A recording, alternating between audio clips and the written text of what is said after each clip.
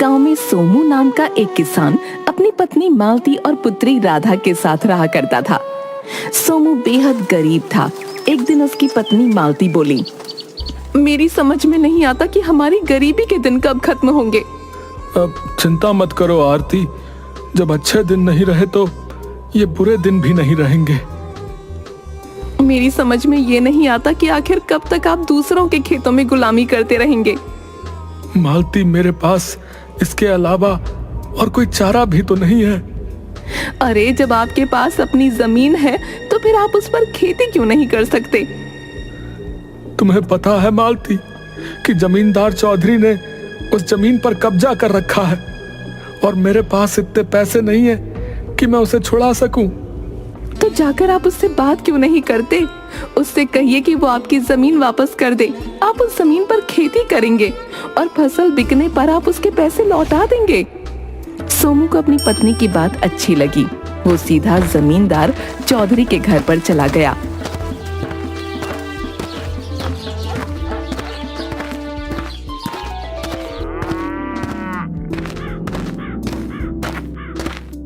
क्या बात है सोमू, क्या मेरे पैसों का इंतजाम हो गया है जो तुम मेरे घर पर आ गए? चौधरी साहब, पैसों का इंतजाम तो नहीं हुआ। और होगा भी क्यों? दूसरों के खेतों में काम करके तुम आखिर कितना कमा लेते होगे? मेरा ख्याल है तुम्हारे घर का खर्चा भी बड़ी मुश्किल से चल पाता होगा। चौधरी साहब, जब आप सब कुछ जानते ही हैं तो फिर आप मेरी मदद क्यों नहीं करते?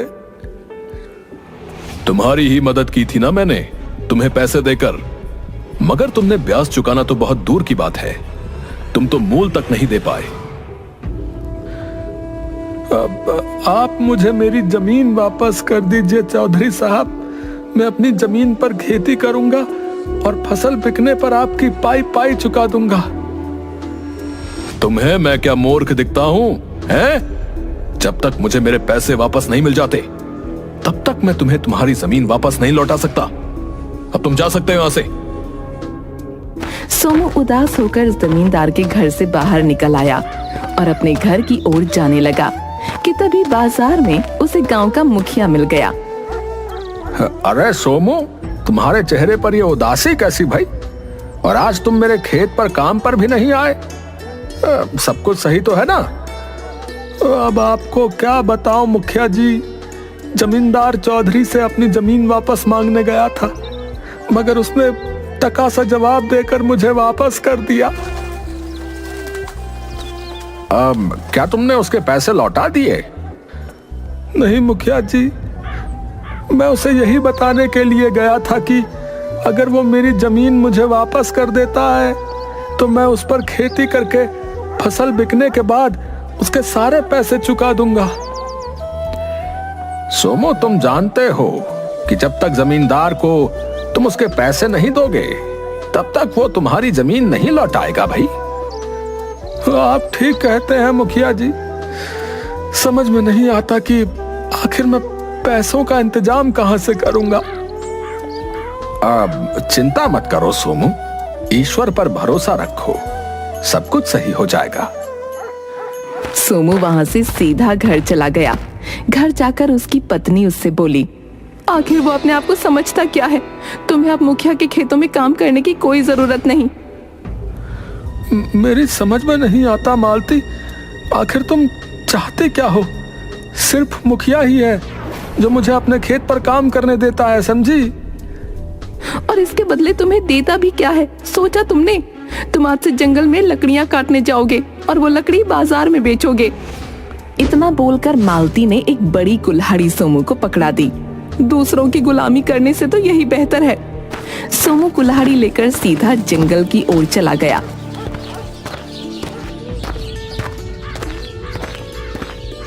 और एक सूखे पेड़ के पास जाकर लकड़ियां काटने लगा कि तभी उसके कानों में एक आवाज टकराई। इतने गुस्से में क्यों लकड़ियां तोड़ रहे हो?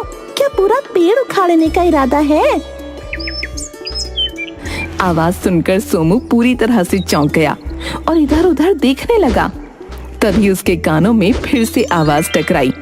अरे इधर उधर क्या देख रहे हो? जरा अपने सामने पेड़ के ऊपर देखो, मैं हूँ। सोमू ने जैसे ही पेड़ के ऊपर देखा तो उसे एक सुंदर रंग बिरंगी बड़ी सी चिड़िया नजर आई। सोमू हैरत से उस चिड़िया की ओर देखकर बोला, तुम तो इंसानी भाषा में बात कर रही हो, ये कैसे संभव हो सकता है? संभव हो सकता है, बिल्कुल संभव हो सकता है, क्योंकि मैं एक जादुई चिड़िया हूँ। मैं इस जंगल में पहले भी आता जाता रहा हूँ, लेकिन मैंने तो इस तरह की जादुई चिड़िया इस जंगल में कभी नहीं देखी। मैं इस जंगल की नहीं, बल्कि यहाँ से बहुत दूर के जंगल की हूँ, जहाँ पर इंसान नहीं आते जाते। तो फिर तुम यहाँ क्या कर रही हो? मैं अपने झुंड के साथ उड़ती हुई यहाँ से निकल रही थी और आराम करने के लिए इस पेड़ पर कुछ देर के लिए बैठ गई। मुझे नींद आ गई और मेरा झुंड मुझे छोड़कर चला गया। तो इसका मतलब तुम अकेली रह गई? चिंता मत करो, वो मुझे ढूंढने के लिए वापस जरूर आएंगे। तब तक तुम क्या करोगी? तुम मुझसे दोस्ती कर लो और मुझे अपने घर ले चलो। तुम मेरा ख्याल रखो, बदले में मैं तुम्हारा ख्याल रखूंगी। और वो कैसे? पहले मुझे अपने घर तो ले चलो। इतना कहकर भी चिड़िया उड़ते हुए सोमू के कंधे पर बैठ गई। सोमू उस चिड़िया को लेकर सीधे अपने घर चला गया।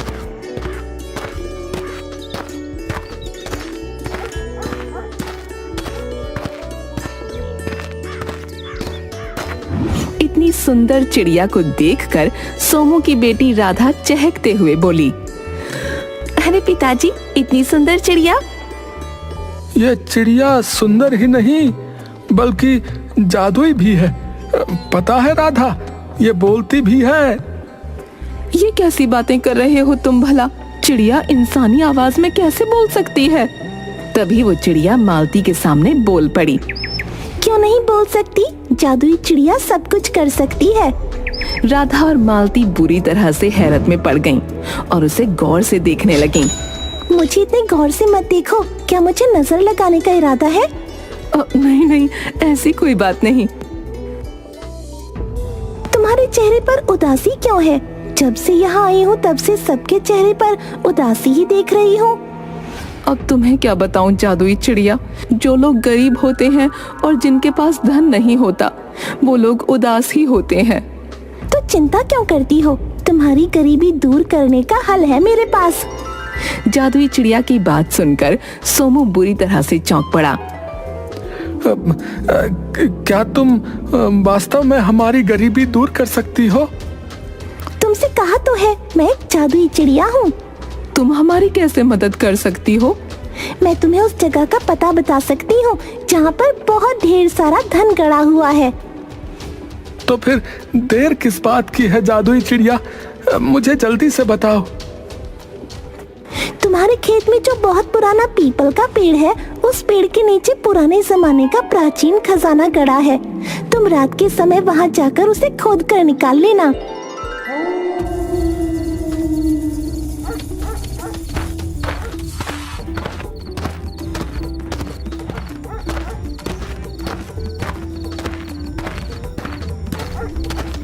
सोमू उसी रात अपने खेत की जमीन से सारा धन खोदकर निकाल लाया।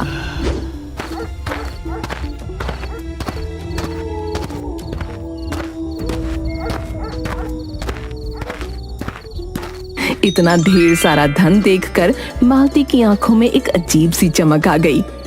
इतना सारा धन तो मैंने अपने जीवन में कभी नहीं देखा। अब हमारे दुख के दिन समाप्त हो गए आरती।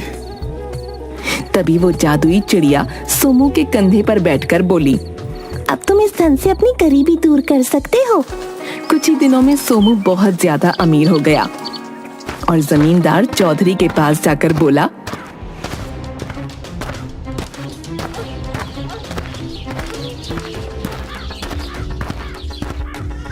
चौधरी साहब, ये लीजिए अपने पैसे और मेरी जमीन मुझे वापस कर दीजिए।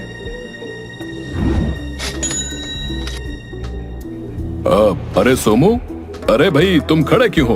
बैठो ना, मैं तुम्हारे लिए चाय बनवाता हूँ। चौधरी की बात सुनकर सोमू बुरी तरह से चौंक पड़ा। चौधरी साहब, आप मुझे अपने बराबर में बिठाएंगे? सोमू, अपनी बराबरी में बराबर वालों को ही बैठाया जाता है। अब तुम हमारी बराबरी के हो चुके हो। मैंने देखा तुम्हारा घर मुझसे भी अधिक सुंदर बन चुका है। इतना बोलकर चौधरी ने सोमू की जमीन के कागज लौटाते हुए कहा। सोमू, जब आदमी बहुत धनवान बन जाता है तब उसके अंदर शासन करने की भी इच्छा होती है। एक दिन ये इच्छा तुम्हें भी होगी, इसलिए तुम अभी से इस बारे में विचार करना शुरू कर दो। सोमू खुशी खुशी अपनी जमीन के कागज लेकर अपने घर आकर अपनी पत्नी से बोला।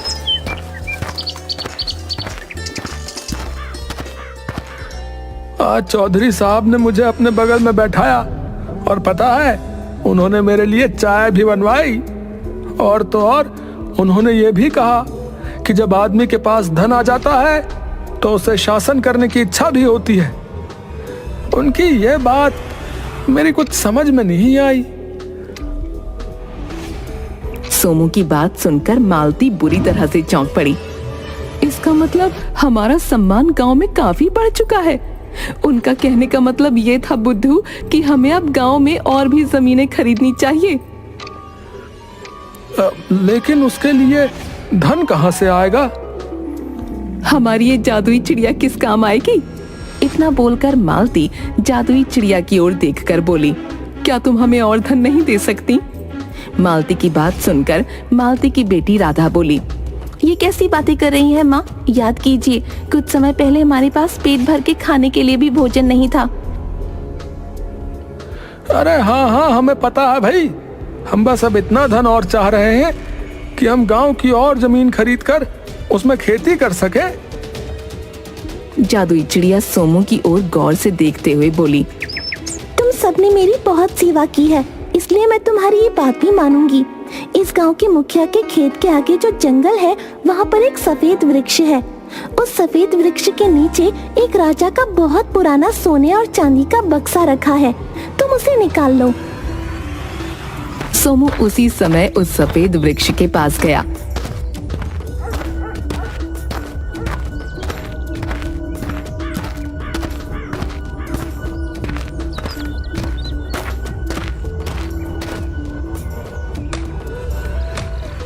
और वो बक्सा निकाल कर घर ले आया।